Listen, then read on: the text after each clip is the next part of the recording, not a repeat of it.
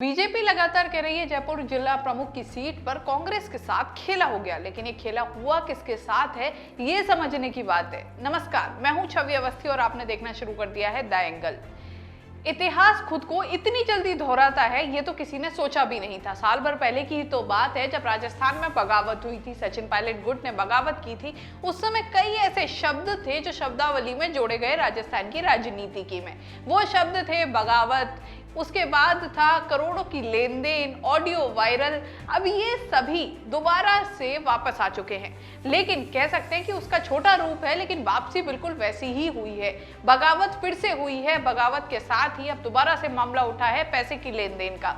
जहां पहले कहा गया था कि सरकार को गिराने के लिए पहले बगावत की गई थी, उस दौरान कथित तौर पर लेन देन भी हुई थी पैसों की, 25 करोड़ 35 करोड़, किसी ने अलग अलग राशियां बताई थी कि इस तरह की राशियां दी गई हैं बीजेपी की तरफ से कांग्रेस के कुछ विधायकों को, जिससे कि अशोक गहलोत सरकार को गिराया जा सके। लेकिन अब फिर से इसी तरह का मामला उठा है और मामला है जयपुर जिला प्रमुख की सीट का। इस सीट को लेकर अब आरोप लगाए गए हैं खुलकर कांग्रेस की तरफ से। कांग्रेस के ही विधायक ने कांग्रेस के दूसरे विधायक पर आरोप लगाए हैं पैसे के लेन देन कर बीजेपी के साथ मिलकर कांग्रेस के साथ गद्दारी करने का। जी हां, मामला है वेद प्रकाश सोलंकी वही हैं जो सचिन पायलट के साथ पहले भी थे जब पहले बगावत पार्ट 1 आया था। उस दौरान भी वेद प्रकाश सोलंकी मानेसर जाके बैठे थे। लगातार पायलट गुट की तरफ से वो एक प्रवक्ता के तौर पर बोलते रहे हैं, बयानबाजी करते रहे हैं। लेकिन इस बार कह सकते हैं कि एक बड़ा खेल हुआ। बड़ा खेल ये था कि जिस तरह से कांग्रेस के विधायक गोविंद राम मेघवाल, जो कि इस पूरे के जो ये चाकसू क्षेत्र है यहाँ के प्रभारी थे इस बार पंचायत चुनाव में, उनका आरोप है कि लगभग 15 करोड़ के आसपास की लेन देन हुई थी वेद प्रकाश सोलंकी और राजेंद्र राठौड़ जो बीजेपी के हैं उनके बीच। कथित तौर पर इस तरह का आरोप लगाया गया है। साथ ही इसी दौरान एक ऑडियो भी वायरल होता है और ऑडियो है वेद प्रकाश सोलंकी का। पहले भी कुछ इसी तरह का घटनाक्रम हुआ था।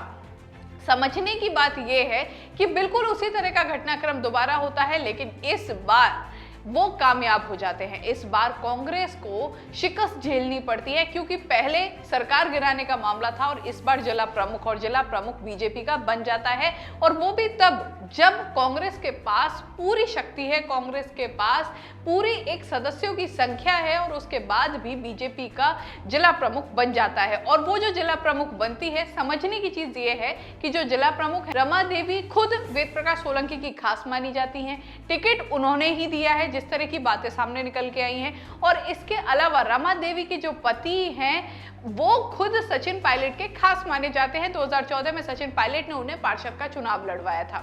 अब ऐसे में इस पूरे घटनाक्रम को समझने की जरूरत है। जिस तरह से कांग्रेस ने आरोप लगाया है, कांग्रेस के सभी नेता जो गहलोत गुट के माने जाते हैं, या फिर कह सकते हैं कि जो अशोक गहलोत सरकार के प्रति निष्ठावान हैं, अब मुखर हो गए हैं। अभी तक उनकी तरफ से कोई बयानबाजी नहीं थी, लेकिन अब मुखर हो चुके हैं। अशोक चांदना का कल बयान आ ही चुका। अशोक चांदना ने साफ कहा है कि बीजेपी ने नुकसान नहीं पहुंचाया, जयचंदों ने पहुंचाया, उन लोगों ने पहुंचाया है जिनको 1 साल पहले भी मुख्यमंत्री अशोक गहलोत ने माफ किया था।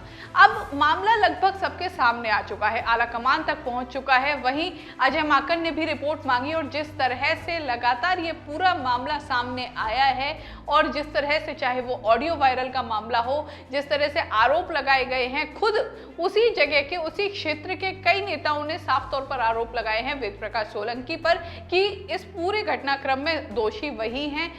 यहां तक आरोप लगाए गए हैं कि टिकट पूरे उन्होंने ही बांटे हैं। जिस तरह से वो कह रहे हैं कि इसमें उनकी गलती नहीं है, इसमें आरोप ये भी लगा है कि जो 2 सदस्यों ने लास्ट टाइम पर, जो आखिरी समय पे 2 सदस्यों ने बगावत की, उनको मतदान केंद्र पर लाने से पहले वेद प्रकाश सोलंकी ही अपनी गाड़ी में लेकर गए थे। अब इस तरह के गंभीर आरोप लगे हैं वेद प्रकाश सोलंकी पर। रमा देवी को निष्कासित किया जा चुका है। देखना होगा कि अब क्या कार्रवाई होती है कांग्रेस की तरफ से, क्योंकि सबसे बड़ी चीज है कि अगर अब कार्रवाई नहीं होती है, इतनी बड़ी बगावत के बाद कार्रवाई नहीं होती है, क्योंकि पहले एक बार माफी दी जा चुकी थी जैसे कि मुख्यमंत्री अशोक गहलोत ने कहा है, लेकिन इस बार अगर फिर से कार्रवाई नहीं होती है तो इसका खामियाजा निश्चित तौर पर आने वाले विधानसभा चुनाव में कांग्रेस को उठाना पड़ सकता है, क्योंकि जिस तरह का ये पूरा घटनाक्रम हुआ है ये सबके सामने आ चुका है। जिस तरह से जो विधायक हैं कांग्रेस के, निष्ठावान जो कांग्रेस के प्रति विधायक हैं, उन्होंने सीधे मुखर होकर आरोप लगाया है और आला कमान से मांग की है, चाहे वो मेघवाल हो या फिर अन्य सदस्य हों कांग्रेस के, जो हमेशा कार्यकर्ता हों, जो हमेशा कांग्रेस के लिए तत्पर रहे हैं, उन्होंने साफ तौर पर मांग की है कि अब कार्रवाई की जरूरत है। पूरे घटनाक्रम को समझने के बाद एक बात और इस पे सामने आती है कि इसमें ना सिर्फ कांग्रेस बल्कि बीजेपी में भी एक बगावत चली है, और ये बगावत अंदर खाने चली है। सतीश पूनिया जो समझ रहे थे कि जो ये जिला प्रमुख की सीट है, जिला प्रमुख की सीट जीतने के बाद जब वो विजयी हुए उसके बाद कुछ ऐसे घटनाक्रम घटित हुए, चाहे उन्होंने जब उन्हें किसी ने जोधपुर के बारे में बताया कि वो जोधपुर में जीत चुके हैं, उस दौरान वो काफी ज्यादा उत्साहित हो गए, बयान भी दे दिया, लेकिन बाद में पता चला जोधपुर में तो बीजेपी हार गई है, जिसके बाद काफी हास्यास्पद भी लगा और काफी मजाक भी बना इस चीज का, ट्रोल भी हुए। लेकिन इस पूरे घटनाक्रम पे भी कांग्रेस ने चुटकी ली। खुद गोविंद सिंह डोटासरा ने कहा, महेश जोशी ने कहा कि शायद किसी ने उनके साथ मजाक कर दिया। तो एक तरफ समझने की चीज है कि दोनों ही जगह लगातार बगावत चल रही है, अंदर खाने चल रही थी, लेकिन कांग्रेस में खुलकर आ चुकी। अब दूसरा गुट भी, अब तक पहला गुट दबाव बना रहा था, लेकिन अब दूसरा गुट भी मुखर हो चुका है, मांग कर रहा है कि अगर इस तरह की बगावत होती है तो किसी भी मेहनत का कोई फायदा नहीं है। जैसे तैसे मेहनत करके सरकार किसी भी जीत को हासिल किया जाता है, चाहे वो सरकार बनाना हो या फिर छोटे चुनावों में जिला प्रमुख की जो अगर हम बात कर रहे हैं, वह जिला प्रमुख के लिए उचित और जितने सदस्यों की जरूरत है वो संख्या हासिल करना हो। लेकिन उसके बाद अगर इस तरह का घटनाक्रम होता है तो निश्चित तौर पर जो कार्यकर्ता हैं कांग्रेस के या फिर चाहे वो बीजेपी के ही साथ क्यों ना हो, बीजेपी के हैं चाहे किसी भी पार्टी के कार्यकर्ता हैं, उनका मनोबल जरूर गिरता है, और वही इस दौरान दिखाई दिया है। अब देखना होगा कि ये दोबारा से जो बगावत पार्ट 2 आया है, जो उसका एक तरह से कह सकते हैं कि सेमीफाइनल आया है, अब इसमें देखना होगा कि आगे क्या कुछ होता है, क्योंकि जिस तरह से अब दोनों गुट मुखर हैं, पायलट गुट जिस तरह से अब एक दबाव में आ गया है गहलोत गुट के, क्योंकि अब सभी चीजें सामने आ चुकी हैं, आरोप लगाए जा रहे हैं, प्रत्यारोप हो रहे हैं।